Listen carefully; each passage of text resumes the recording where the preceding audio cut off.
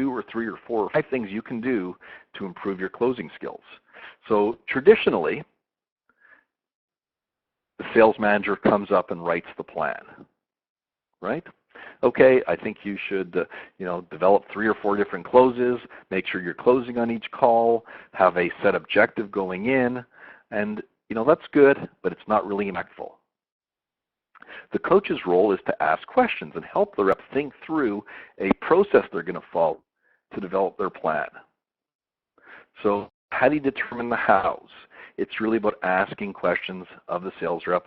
Well, how are you going to achieve that? How are you going to get better?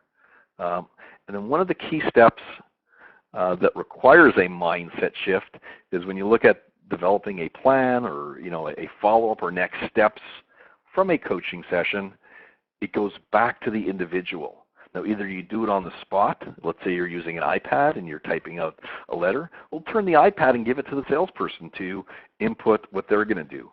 Or have a discussion, but have the sales rep take notes as to what they're going to do and send it to you.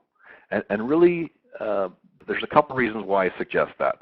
And I know from experience that anytime coaching letters or follow-up letters go out, some of them are not read. Some of them are read and filed.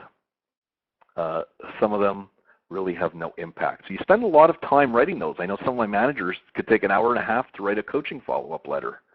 Well, if it doesn't get read or doesn't get used, you're wasting your time. And that's some precious time where you can have very positive impact. So I put back the plan of action to the sales rep. And I call it, developing their self-directed plan of action.